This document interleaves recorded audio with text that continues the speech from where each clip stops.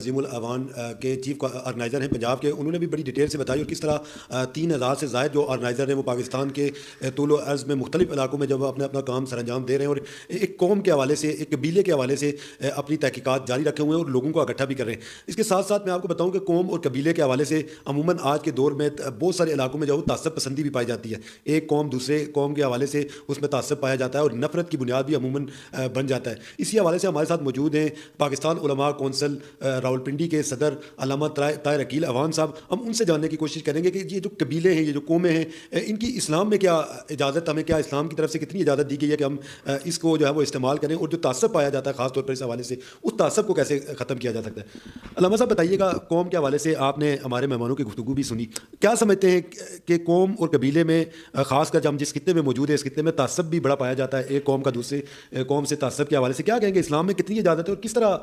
لوگوں کو یہ بتایا جا سکتا ہے کہ وہ تعصب پسندی کو چھوڑیں بلکہ اس کو اپنے حسب و نسب کی پہچان کے لیے استعمال کریں؟ بسم اللہ الرحمن الرحیم۔ سب سے پہلے تو میں نے گفتگو سنی ہے ملک محبت حسین اعوان صاحب کی، ملک طارق صاحب کی، تو ان کا کام بھی دیکھا ہے ماشاءاللہ پورے پاکستان میں، پورے ملک میں یہ لوگ ایک اچھا کام کر رہے ہیں، اور مختلف تاریخ کے حوالے سے ایک قوم کے بارے میں بہت زبردست قسم کی تحقیق کی ہے، جو میرے خیال میں غالباً پوری دنیا میں ان کی کتابیں جا رہی ہیں، پورے ملک میں ہر نوجوان جو آنے والی نسل ہے، نوجوان ہے، وہ اس کو پڑھ رہا ہے اور اپنے بارے میں اس کو شناخت حاصل ہو رہی ہے۔ جو آپ نے اس تعصب کی بات کی ہے، تو قرآن اس کے بارے میں واضح طور پہ یہ اعلان کر رہا ہے کہ وجعلناکم شعوبا وقبائل لتعارفوا، کہ اللہ تبارک و تعالیٰ نے یہ جو قبائل پیدا کیے ہیں، مختلف قبیلے، یہ تعارف کے لیے ہیں کہ ان لوگوں کا تعارف ہو۔ خود نبی علیہ الصلوۃ والسلام نے فرمایا کہ میں حضرت عبداللہ کا بیٹا ہوں، عبد المطلب کا پوتا ہوں، بنو ہاشم میں سے ہوں، اعلیٰ نسب کا ہوں، اعلیٰ خاندان کا ہوں۔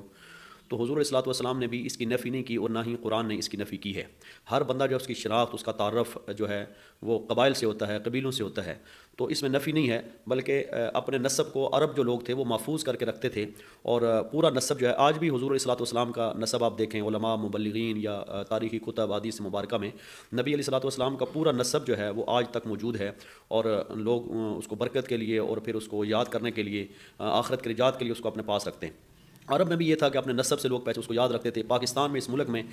یہ چیز جو ہے وہ ختم ہوتی چلی گئی، اور لوگوں نے جس کو جو نام آیا اس نے وہ رکھ لیا، اور اپنے خاندان کا۔ تو یہ اچھی بات ہے کہ اگر ادارہ تحقیق الاعوان اعوانوں کے بارے میں تحقیق کر رہا ہے اور اس کو اجاگر کر رہا ہے، ان کو دیکھتے دیکھتے دوسری برادریاں مثلاً عباسی ہیں، راجپوت ہیں، دوسری قومیں جو ہیں، وہ بھی اپنی جب تاریخ لکھیں گی تو یہ ہے کہ آنے والی جو نسل ہے اس کو محنت نہیں کرنی پڑے گی، بلکہ اس کے پاس ایک پورا مواد ان کے پاس موجود ہوگا۔ تو یہ ایک اچھا کام ہے اور نیکی والا کام بھی ہے، تاکہ کسی کو کسی کی شناخت مل جائے، تو یہ اچھا کام ہے، یہ برا نہیں ہے، اور نہ ہی قرآن و حدیث میں اس کی نفی نہیں ہے، بلکہ یہ ہے کہ قرآن بھی اس کی اجازت دیتا ہے اور حدیث مبارکہ بھی، کہ اپنے نسب کی حفاظت کی جائے، اور ہر بندے کو اس کے نسب سے پکارا جائے، اس کا نسب اس کے ساتھ ہو، تو یہ ایک عالی مقام ہوتا ہے، اچھا مقام ہوتا ہے، اس میں کوئی برائی نہیں ہے۔ جی، آج آپ نے یقیناً دیکھا ہوگا کہ ہمارے جو مہمان تھے انہوں نے نہ صرف ایک قبیلے کے حوالے سے بلکہ حسب نسب کے حوالے سے جو ہے وہ